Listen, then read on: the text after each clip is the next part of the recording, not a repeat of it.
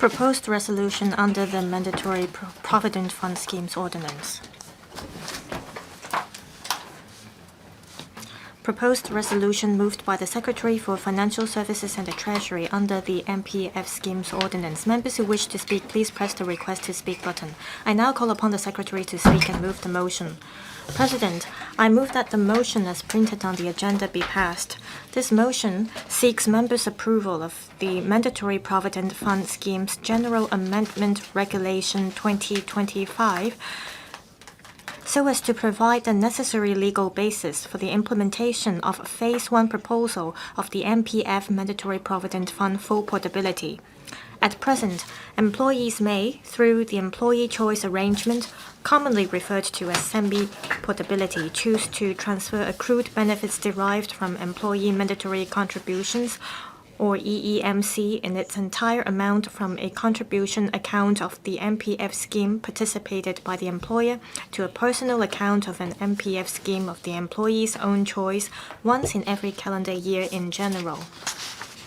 Semi-portability has been well received by the public. Since its launch in November 2012, the cumulative number of transfer cases made under semi-portability has exceeded 1 million, involving over $50 billion in MPF benefits. To further enhance employees' control over their MPF investments and promote market competition, we propose amending the relevant subsidiary legislation to implement Phase 1 proposal of full portability.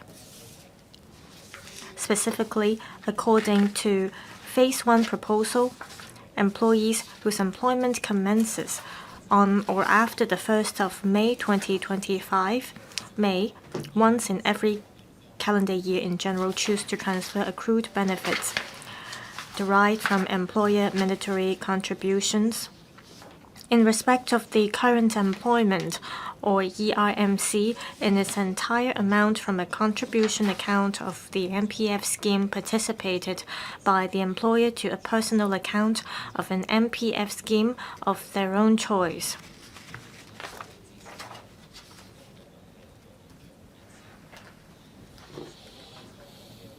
The modus operandi of Phase 1 proposal is essentially the same as that of semi-portability. To minimize administrative burden on employers, safeguard MPF systems efficiency, and facilitate public understanding. As regards Phase 2 proposal benefiting employees whose employment commenced before the 1st of May 2025 or existing employees, since there is still a need to ring-fence and keep track of transferred ERMC for possible MPF offsetting purposes, we propose creating a new type of designated account for existing employees to receive ERMC transferred from current employment. Since Phase 2 proposal entails more complicated legislative amendments and requires more time for sorting out the implementation details, our target is to consult the LegCo panel on financial affairs on the relevant legislative amendment proposal next year. The MPF Schemes Authority conducted a 1-month public consultation on MPF full portability in March 2025. Both the labor sector and employer representatives generally supported the specific proposals of MPF full portability, which have taken into account the expectations of both new employees and existing employees, and the need to perform different operations under the MPF system, uphold system efficiency, and avoid cumbersome procedures.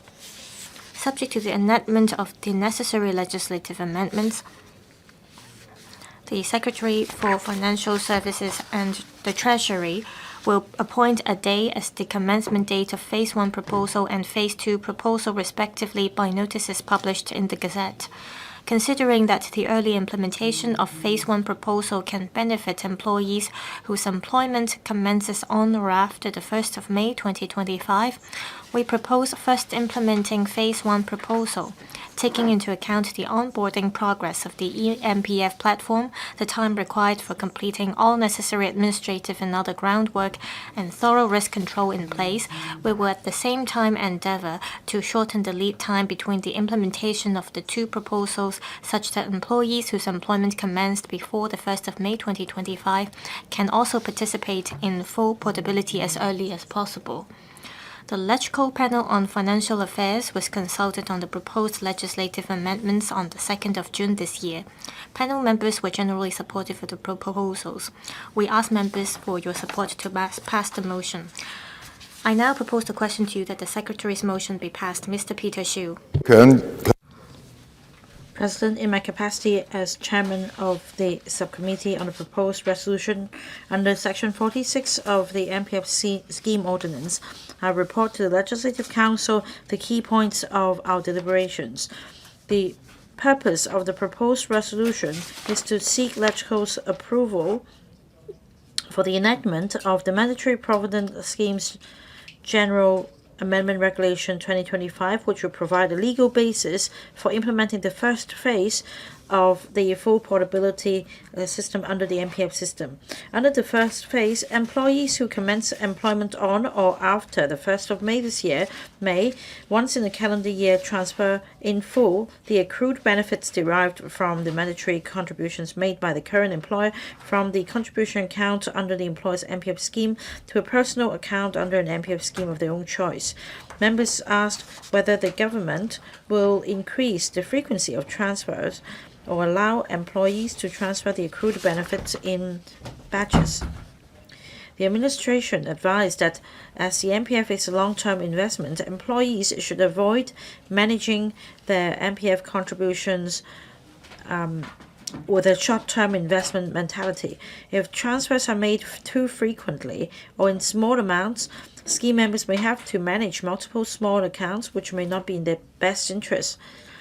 Since the implementation of the Semi-Portability Initiative in 2012, the MPF Authority has not received any request for increasing the number of transfers.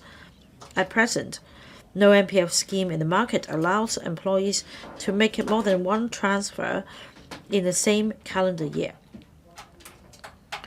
Regarding the implementation of the next phase for existing employees who commenced employment before the 1st of May this year, members urge the administration to commence the necessary legislative work as soon as possible so that existing employees may participate in full portability at an earlier stage.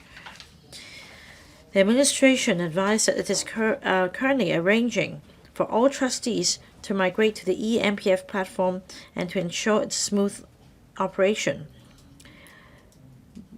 The administration will also step up publicity to enable both employers and employees to fully understand the full portability arrangement. We aim to implement the first phase in 2026 and to commence the legislative work in parallel so as to implement the Phase 2 proposal as soon as possible. In addition, during the deliberations, members discussed the impact of the full portability arrangement on MPF investment risks and related publicity and promotion efforts. President, I'd like to offer my take on this proposed resolution. Starting from the 1st of May this year, the MPF offsetting arrangement will be abolished. This is, of course, good news to employees in Hong Kong because they will be given additional safeguard. On the other hand, for employers, they will need to make more commitment, especially the fact that they will be facing a lot of pressure with the economic downturn in recent years. In fact, the sector has expressed concerns at the start of deliberations of the subcommittee. Now, this phase only relates to new employees who commence employment after the 1st of May. So there should not be a major concern among employers. However, for employees whose employment commenced before the 1st of May, they may have worked for a long period of time, say 20 years, and that the contributions may be spent on various funds, and some employers might be concerned that the employees would use their own their side of the contributions on stable funds, and employers' contributions will be invested into high-risk funds, and that in the end there might not be sufficient to support retirement in future. Now, I asked my sector.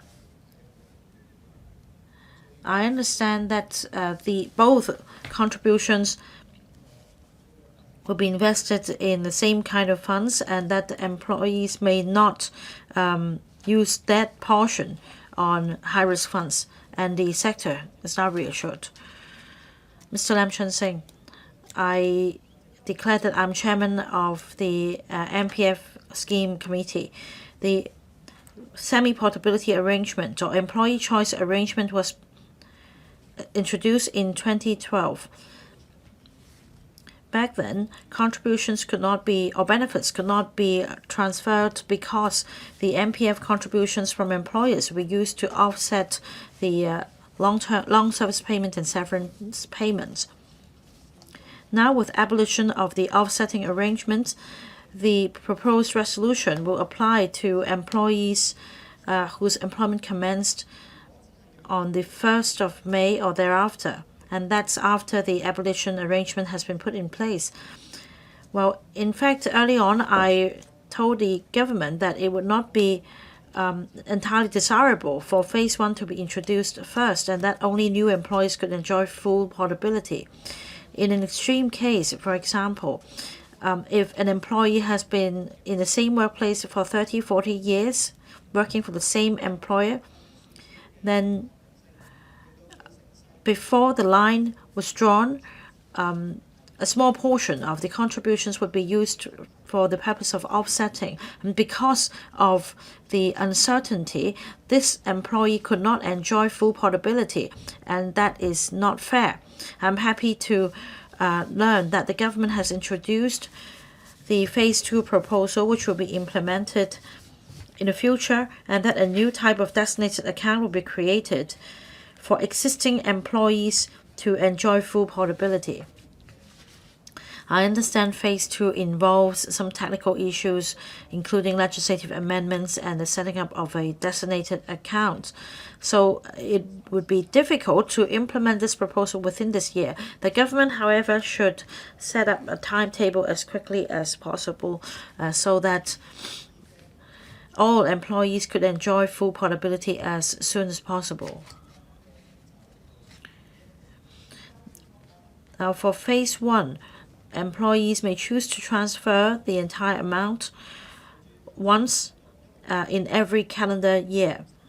Now, with the setting up of a designated account and as time goes by, there will be more accounts with accrued benefits exceeding $500,000 or even $1 million. So the rule should be relaxed to allow the number of transfers to be increased and to two. There are also concerns that about investment losses by employers, and that there will not be sufficient amount in the balance for offsetting against the LSP and SPs, and that employers will need to fork out money to make up for the losses. But in fact, employees are allowed to choose the funds of their choice, and that the same applies even under the existing system. Losses may be incurred. In the future, a designated account will be created, and that the amount will be transferred from the current account to the designated account, and that there will be sufficient balance to make up for possible losses. There would not be a need for employers to fork out money. Of course, MPF is all about investment.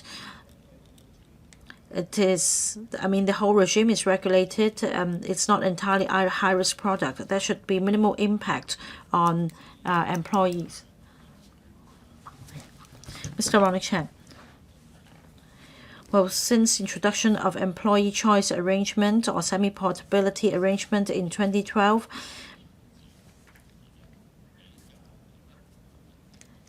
employees have transferred the accrued benefits in a 5-year period between 2020 and 2024.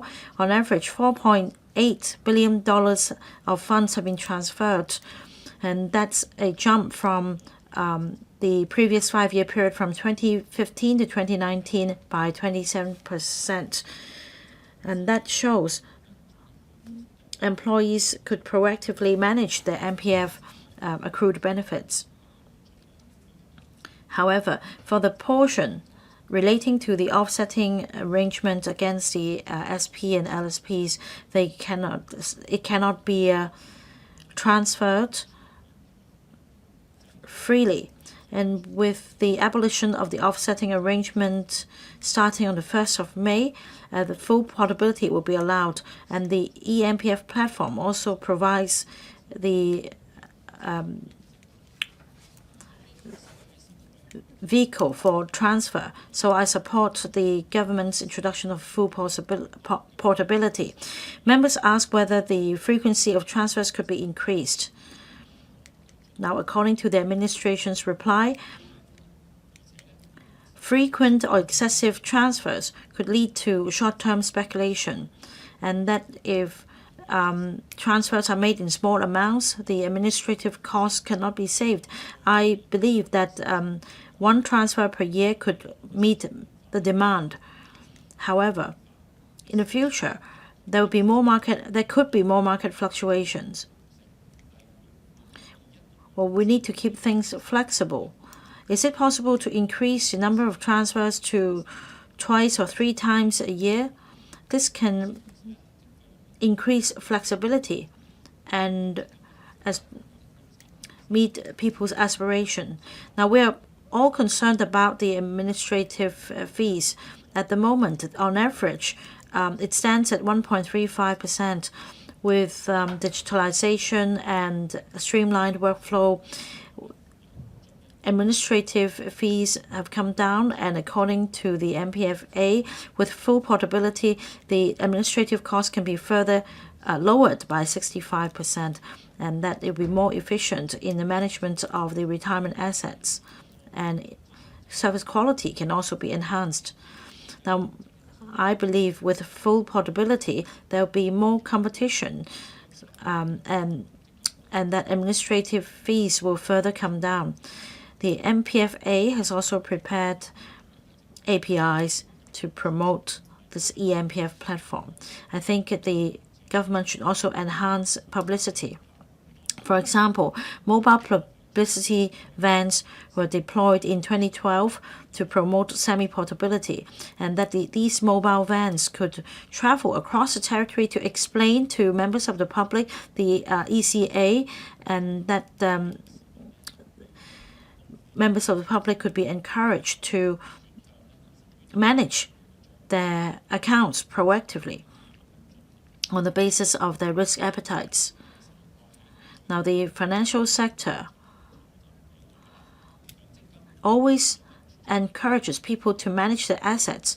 MPF is not just a means of savings. It's also a very important investment, and employees should be proactive in looking after their MPF contributions for the purpose of retirement.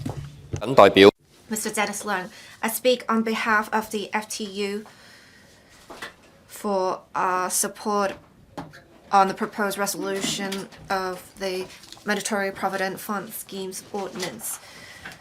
The FTU had been striving for full portability of MPF for many years. The benefits are clear.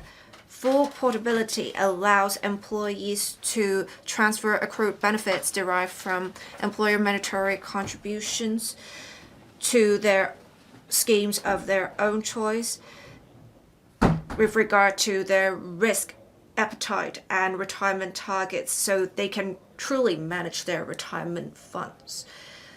Trustees must also try to provide better returns and charge lower fees and higher quality customer services to retain their customers. this will benefit all of those participating in the MPF scheme. The proposed resolution provides the necessary foundations for MPF full portability. We welcome this. The arrangements will apply to new employees joining on or after 1st of May this year. So it is because we have abolished the offsetting arrangement that they do not need to have their accrued benefits offset employee severance payment or long service payment that made this possible. However, for those who have joined their companies before 1st of May this year, employers can use MPF contributions to offset their employee severance payment or long service payment, which is why there is a need to still track the employer mandatory contributions. There's more to do, and the arrangements will be quite complex, so the government has taken a two-phase approach. I do appreciate this, and I think it also gives adequate time for preparations to be made for phase 2 proposal. I do understand and appreciate how the government is being pragmatic. The FTU supports this. However, for Section 148 of the proposed resolution for semi-portability, they only allow transfer annually. And we think that there's room for improvement. We can increase the frequency of transfers. We should allow one transfer per 6 months. That will offer more flexibility for the employees, and that will also facilitate active management of the funds by the employees. We also need to make sure MPF works properly so that there won't be technical issues affecting transfers. We also need to make sure we have adequate publicity and education to enhance public understanding.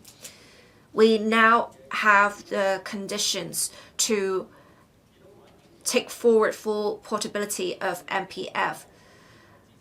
We have also seen a consensus between the staff side and employers. We know that stakeholder feedback is that we need to strike a balance between employee benefits and stability of the system, and I think the government has achieved that. I hope that the members will support this so that we can have MPF beneficiaries benefit from this arrangement. Thank you. Dr. So Chan-Wing. As we abolish the MPF offsetting arrangement on 1st of May this year, and with the commissioning of eMPF, the administration introduced a proposed resolution to provide more flexibility to employees, enhancing retirement protection. I therefore support the proposed resolution. Full portability will be implemented in 2 phases. For phase 1 proposal, they will apply to new employees joining their companies on or after 1st of May this year. They can have MPF full portability right away. For existing employees, because they potentially have to have their employer mandatory contributions offset long service payment and severance payment. This can be dealt with designated accounts, but the arrangements will be more complex, so the administration will only introduce the legislative proposals next year. I do support the government in taking this pragmatic approach. I urge the administration to enhance in future the relevant arrangements for taking forward MPF full portability. The existing proposal only allows annual transfers of accrued benefits. This was the approach adopted for semi-portability, but this is not up to par. It cannot catch up with the rapid changes in the financial markets. It is too restrictive. It also goes against the administration's intention to encourage citizens to actively manage their accounts. I suggest upon implementation of the proposals, there should be a review to see if the frequency can be increased so that citizens can more flexibly change their investments.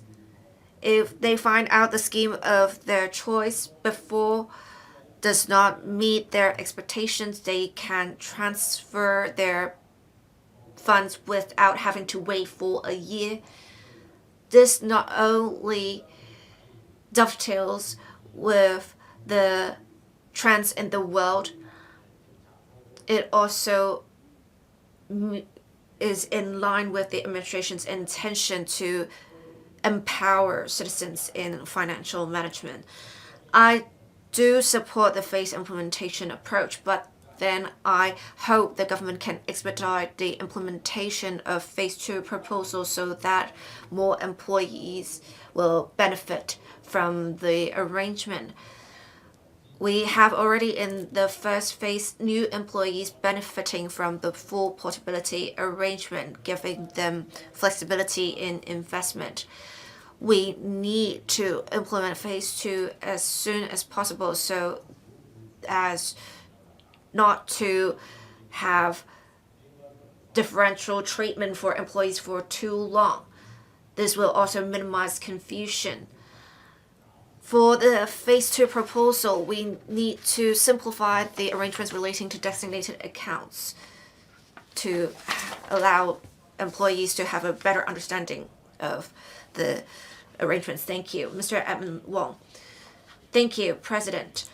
MPF is the most important retirement protection mechanism in Hong Kong, will allow employees to manage their funds, and with more flexibility, employees can more actively manage their investments. This will also enhance competitiveness of the MPF market because trustees will have to lower their costs and provide better returns to attract customers. Before, we do not have a central platform for managing MPF. Employees do not have a one-stop place for looking at all their accounts. The change of trustee was also quite complex before. And also with employers being able to offset their employees' severance payment or long service payment with employer mandatory contributions, it was hard to implement MPF full portability. However, with the abolition of the MPF offsetting arrangement on 1st of May this year and the commissioning of eMPF, we have eliminated the barriers to implement MPF full portability. And after that, we have seen a stakeholder consultation exercise or public consultation exercise being held, and the findings were released in July this year. It is said that with the abolition of MPF offsetting arrangement, we have seen employees being more active in managing their MPF. We have a two-phase approach in implementing full portability, with the arrangements being applied to new employees first and then later on to existing employees. And we allow annual transfers of accrued benefits derived from employer mandatory contributions. This was one of the consultation findings of the public consultation exercise. With MPF full portability, it can allow the 3.3 odd million workers in Hong Kong to fully manage their funds and accrued benefits to make plans for their retirement early on. It is also said to enhance competitiveness of the MPF market, which can benefit workers in the end. So I support the proposals. I also hope that the administration can implement full portability with legislative work as soon as possible for existing employees so that all employees can manage their contributions and accrue benefits after 1st of May. I so submit. Mr. Robert Lee. Thank you, President.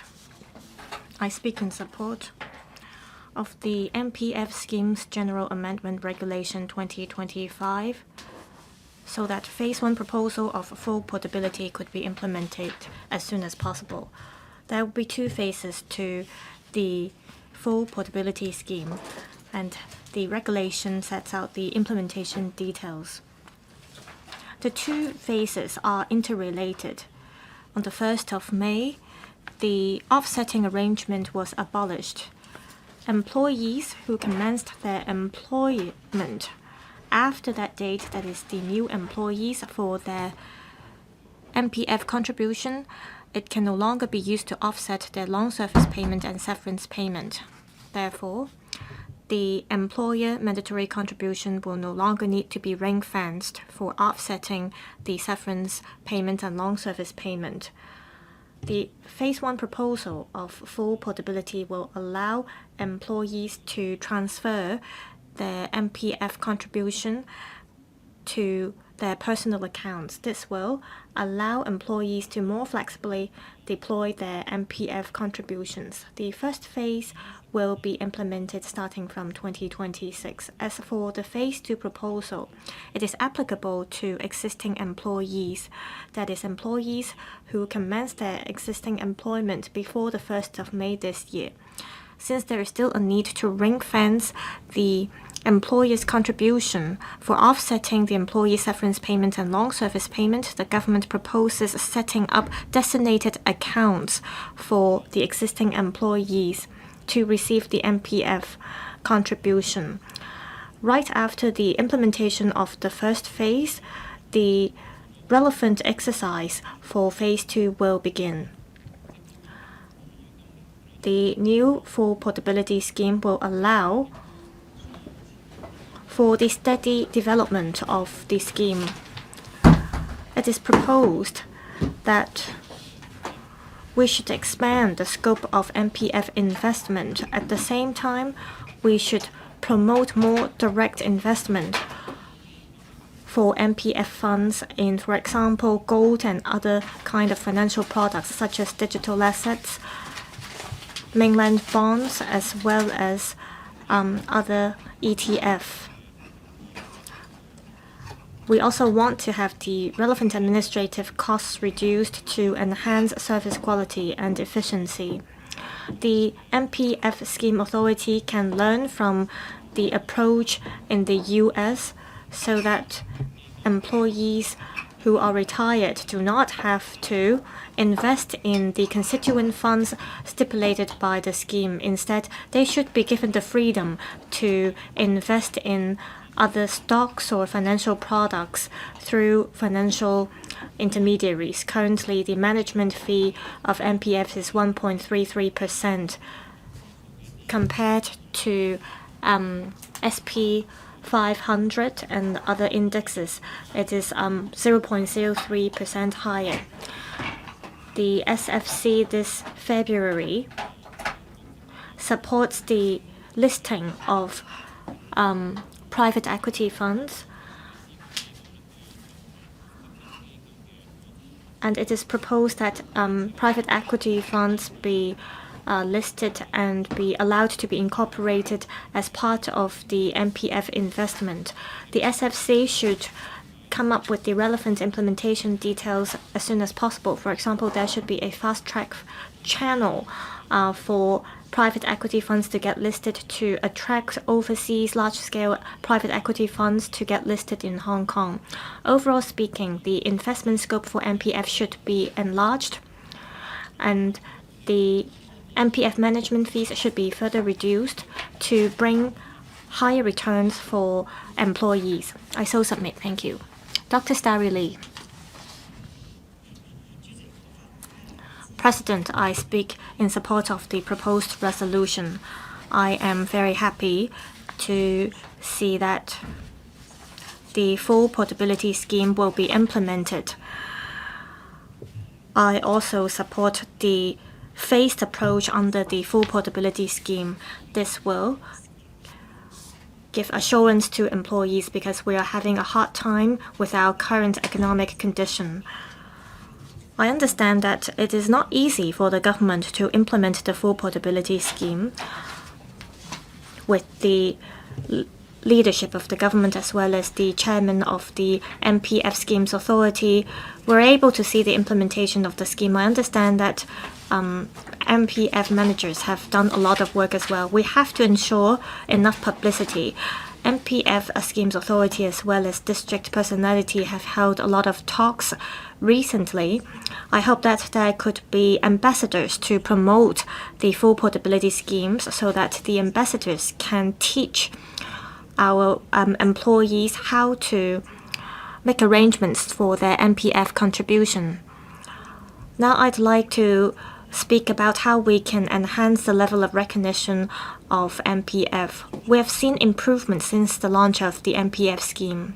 At the beginning, there were lots of criticisms against the MPF scheme because people suffered a lot of losses. And there were MPF funds or investment schemes that guarantee returns. And we also saw the core fund, and the core fund saw great return as well. The key is how we can, with the current economic condition, enhance the level of recognition of the MPF scheme. We should also ensure a stable return of MPF investment. According to the Secretary, if you opt for MPF investment of higher risks, of course, you may suffer loss. However, we do want more reasonable retirement protection. Should we allow employees to have so many options of investment funds to choose from? I think we have to look into this. Also, we may have to issue bonds for large infrastructure works such as the Northern Metropolis project. I think the level of return for government bonds should be reasonable.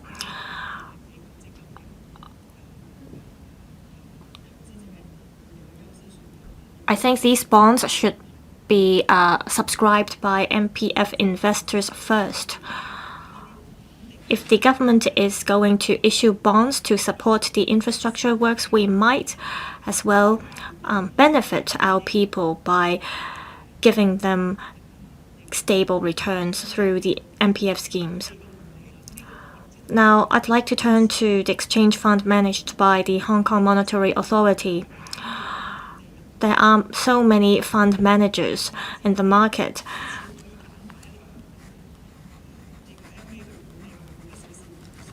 I believe that many people would want the money to be managed by the HKMA, but will the HKMA end up competing for profit with the public? I think there is room for improvement for the MPF schemes, and one key is to ensure stable return for the retirement fund for people. Well, this is a policy measure that benefits people. For LegCo, if we put our money with the HKMA, we won't have to bear too high a risk. How come we cannot have a similar scheme for our employees? I so submit. Thank you. Mr. Chan Ki-po. I speak in support of the MPF full portability scheme. I'm not going to repeat the implementation details here. Our sector supports the scheme. We hope that we will see the phase 2 proposal implemented soon. We want more education. As said by the government, there will be more manpower to be recruited by the contractor from 1,000 to 2,000 workers. We need more manpower to educate our people. For example, we have to tell people about the implications of the scheme. And what are people's knowledge about the more conservative funds, and what are people's knowledge about the stock market? Well, we're talking about 20 to 30 years of investment. If you opt for the stable constituent funds or short-term investment approach, you won't be able to catch up with the inflation, with the investment return. And the insurance sector does not see any great concerns in relation to this scheme. We want to just make sure that the MPF platform can operate smoothly and that there will be enough manpower for education. Thank you. Mr. Holden Chow, other members have talked about the introduction of full portability today. I'd like to respond to what Mr. Chan Kin-po said, that is about manpower. Be it phase 1 or phase 2, if you want to introduce the new arrangement, you need to have additional manpower for the eMPF platform. Now, many inquiries have been received. Scheme members would like to know about how records could be checked. So I think manpower should be arranged for the full portability to be introduced. Does any other member wish to speak? If not, I will invite the Secretary to give a reply. Then the debate will come to a close. Secretary. I'd like to thank the 10 members who have spoken in support of the proposed resolution. They've also given some invaluable input to our proposal. There are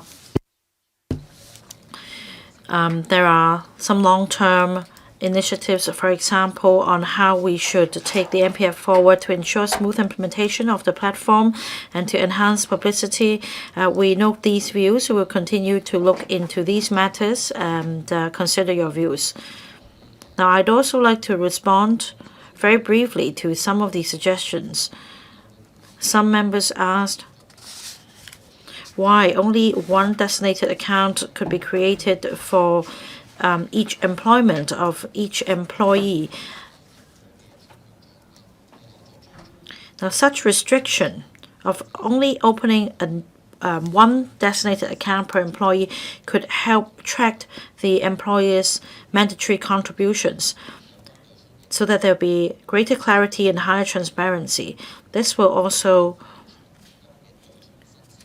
align with the offsetting arrangements. Too many designated accounts with small amounts will cause the task to become too complicated. And if each employee is allowed to create more than one designated account, there will be more small amounts involved, and that will also cause the administrative fees to go up. The eMPF platform will enhance efficiency, but still there will be administrative procedures to go through, and with more designated accounts, there will be more tracing of the contributions made by employers, and this is not conducive to protecting the interests of the stakeholders. Now, about the number of transfers, we allow only once in each calendar year. I thank members for their views, and we have consulted the stakeholders. Over 80% of scheme members appreciate the transfer mechanism under semi-portability arrangements. Since the introduction of ECA in November 2012, the MPFA has not received any request to increase the number of transfers per year. The MPF is a lifelong investment, and lifelong retirement plan, increasing the number of transfers per calendar year may not be right for protecting the interests of members. We note members' views. We'll continue to keep this in view. And after introducing full portability, we will review the situation.